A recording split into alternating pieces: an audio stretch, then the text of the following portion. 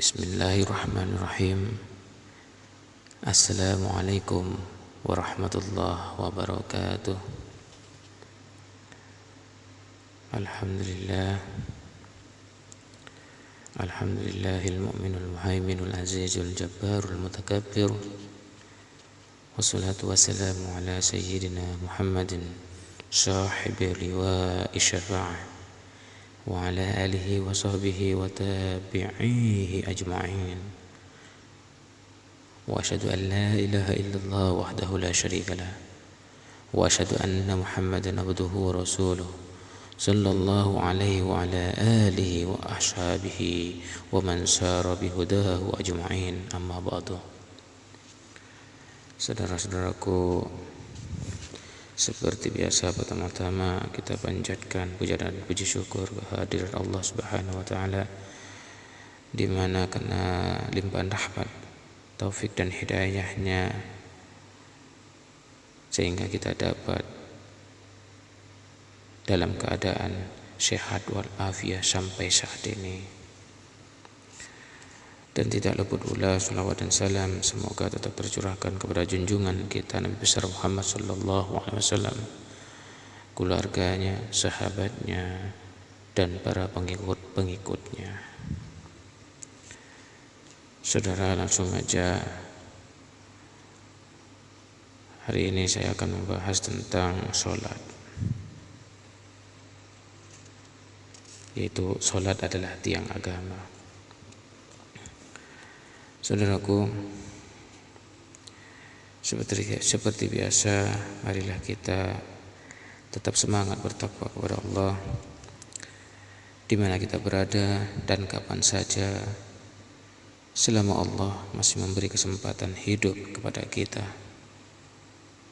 karena Allah sangat mencintai orang-orang yang bertakwa.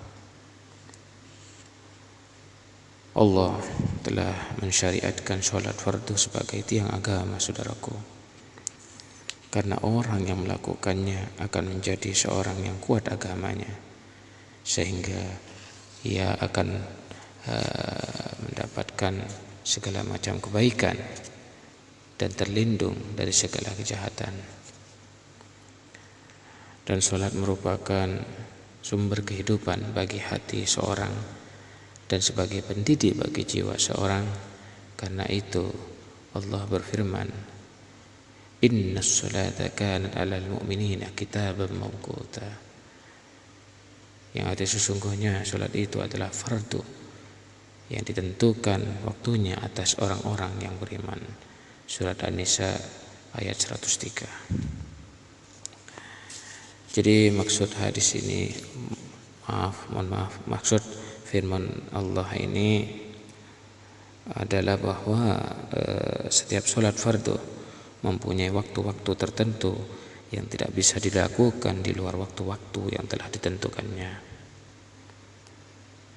Karena jika seseorang suka melalaikan sholat, apalagi sholat fardu, hingga sampai di luar waktunya, maka ia tidak dapat predikat seorang yang melakukan sholat dengan baik. Saudaraku,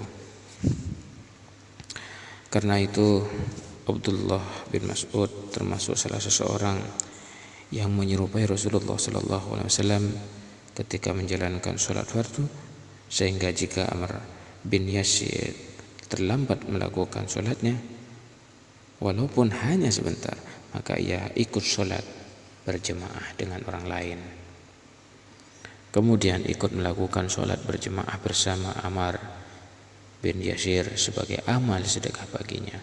Karena Abdullah bin Mas'ud pernah bertanya kepada Nabi sallallahu alaihi wasallam seperti yang diriwayatkan oleh Muslim, ya Rasulullah, perbuatan apa yang paling utama? Rasulullah sallallahu alaihi wasallam bersabda, beriman kepada Allah dan melakukan sholat tepat pada waktunya. Saudaraku, jadi sholat fardu dapat menghapus dosa-dosa terdahulu. Jika seseorang telah dihapuskan dosa-dosanya, maka saat itu orang akan diperhatikan oleh Allah Subhanahu wa taala dan akan ditolong dengan rahmat-Nya. Saudaraku, patut kita ketahui bersama bahwa dosa besar tidak dapat terhapus, saudaraku, kecuali dengan bertobat kepada Allah Subhanahu wa taala, yaitu tobat semurni-murninya dan tidak akan pernah mengulanginya lagi.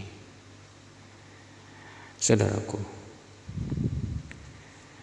ibadah sholat termasuk sumber keamanan dan keimanan yang dapat menjaga seseorang dari perasaan takut. Lebih dari itu, hatinya akan suka merahmati orang lain. Saudaraku, perlu diketahui juga bahwa arti mendirikan sholat hanya dapat dilakukan dengan 3 cara agar sholatnya dapat diterima oleh Allah. Yang pertama, kita harus mengetahui makna dan niat sholat. Yang kedua, kita harus memahami bacaan-bacaan yang kita baca dalam sholat. Yang ketiga, hendaknya kita harus memahami pula arti gerak-gerik sholat dari mulai berdiri hingga ruku, hingga sujud dan duduk. Kenapa kita harus bersujud 2 kali dan kenapa pula kita harus ruku sekali? Itulah arti sholat yang sebenarnya. Saudaraku, dimanapun berada dan yang dimuliakan oleh Allah Subhanahu wa taala, ibadah sholat adalah sebuah perbuatan yang dapat mencegah manusia dari kebiasaan buruknya dan merubah hatinya, ruhnya dan akalnya hanya tertuju kepada Allah, karena ia melakukan sholat hanya karena Allah semata. Itulah hakikat sholat, saudaraku. Karena itu seseorang yang hendak sholat diwajibkan berwudu dan bersuci, termasuk memperbaiki niatnya.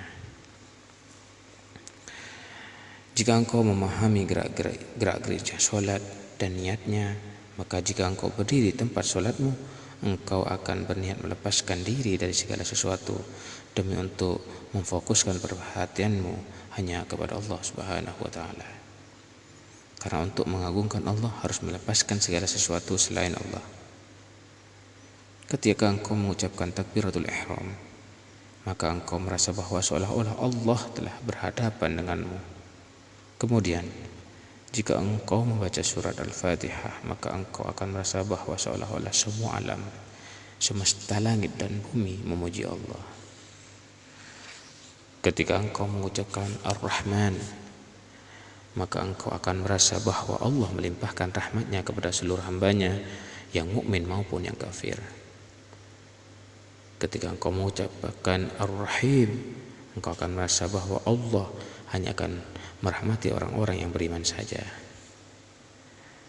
Saudaraku, ketika engkau membaca Maliki Yaumiddin, hatimu akan terpanggil bahwa hanya Allah yang memiliki hari perhitungan. Ketika engkau membaca Iyyaka na'budu wa iyyaka nasta'in, maka engkau akan merasa bahwa hanya kepadanya engkau menyembah dan hanya kepadanya engkau memohon pertolongan. Ketika engkau membaca Ihdinas Shiratal Mustaqim, maka engkau merasa bahwa engkau telah minta petunjuk ke jalan yang lurus. Ketika engkau mengucapkan Shiratal ladzina an'amta 'alaihim ghairil maghdubi 'alaihim waladdallin amin, maka engkau akan merasa bahwa engkau minta petunjuk jalan yang lurus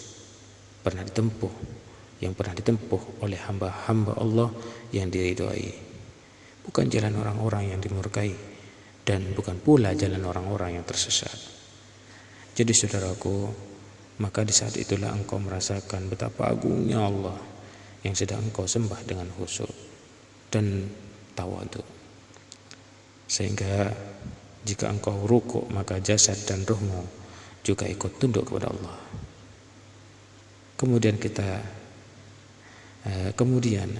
ketika engkau mengucapkan Subhan Rabbiyal Azim, maka di saat itu engkau merasa betapa agungnya Tuhanmu, sehingga keagungannya tidak bisa digambarkan oleh akal siapapun.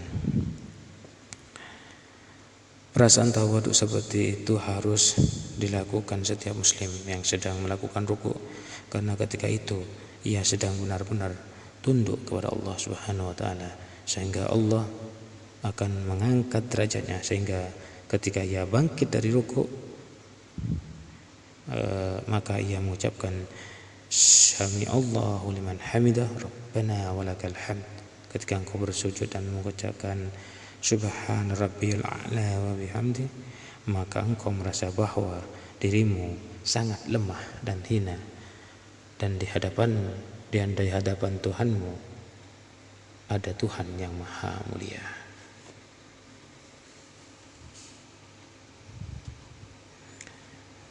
Jadi saudaraku, selanjutnya Allah menyuruh hambanya duduk di antara dua sujud agar ia merasa bahwa dirinya amat lemah dan ia membutuhkan pertolongan dari Allah Subhanahu wa taala, karena ia bersujud kembali kepada Allah untuk memohon kekuatan agar ia dapat berdiri pada rakaat berikutnya.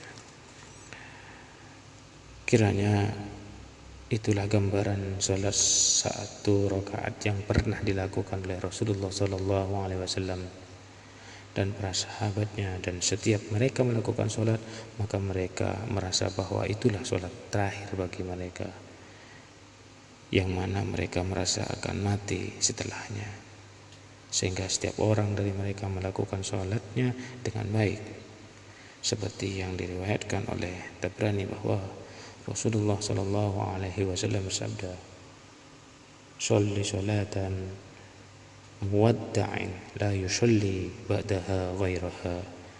Lakukanlah sholat seolah-olah engkau melakukan sholat yang terakhir, yang tidak akan melakukan sholat lagi setelahnya. Saudaraku yang dimuliakan Allah dimanapun kalian berada, selanjutnya harus kita ketahui juga bahwa ada sebagian orang yang melakukan sholat sunnah agar menambah pahalanya dari Allah. Sebenarnya niat seperti itu tidak diharapkan dari seseorang. Adapun niat yang benar adalah hendaknya ia melakukan sholat sunnah dengan harapan kemungkinan dalam sholat fardunya ada berbagai kekurangan, sebagai yang disebutkan oleh Abu Ya'la dan Tabrani dari Abu Hurairah bahwa Rasulullah SAW pernah bersabda, "Awwalu ma yuhasabu bihil mar'u min ibadatihi shalah, fa in kanat lahu nafilatan akmalat biha."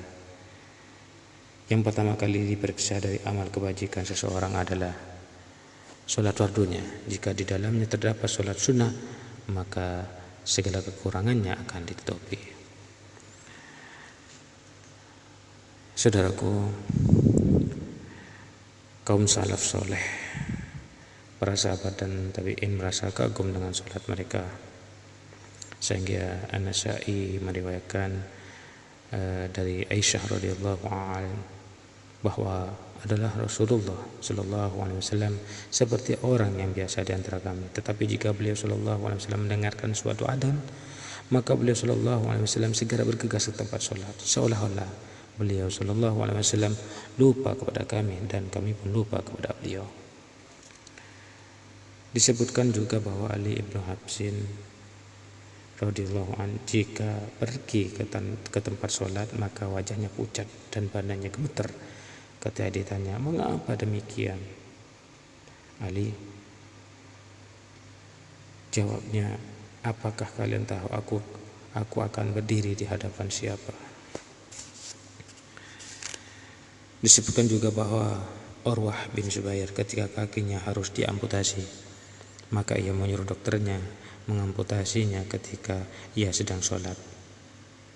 Ia memilih demikian agar ia tidak merasakan sakitnya diamputasi, karena pada waktu itu hatinya telah lupa dari seluruh dunia dan seisinya, termasuk juga tubuhnya sendiri. Saudaraku, itulah gambaran sholat yang dilakukan oleh kaum salaf soleh. Sedangkan sholat yang kita lakukan biasanya kita melakukan dengan perasaan terpaksa, dan kita melakukannya secepatnya seperti seekor ayam yang mematuk makanannya dengan cepat.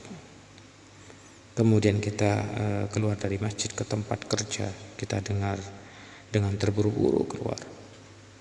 Meskipun demikian, kita sudah merasa puas dengan sholat yang kita lakukan. Sebenarnya bukan itu yang harus kita lakukan, karena Allah berfirman bahwa sholat seseorang harus dilakukan dengan disertai perasaan khusyuk, seperti yang disebutkan dalam firman Allah Subhanahu wa taala, A'udzubillahi minasyaitonir rajim, bismillahirrahmanirrahim. Qad aflahal mu'minun alladzina hum fi sholatihim khashi'un.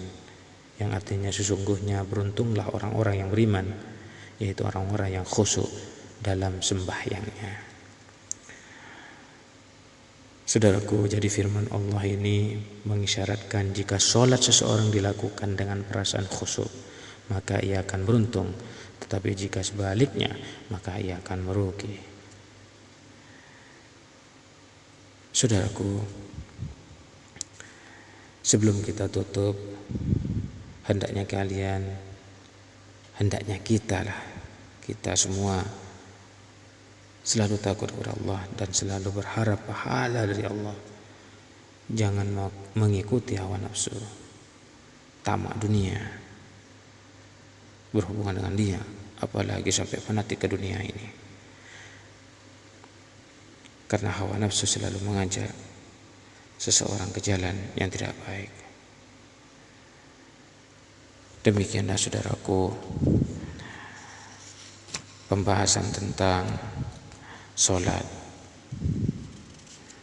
Karena sholat adalah tiang agama. Seperti biasa, kalau ada kesalahan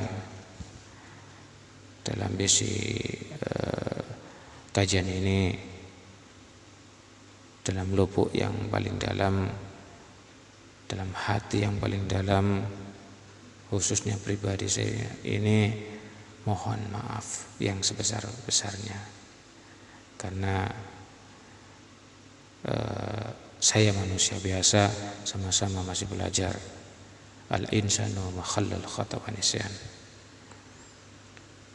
Ya, yang terakhir, sekali lagi kalau punya salah atau kurang dikit banyak, ya saya mohon maaf yang sebesar-besarnya.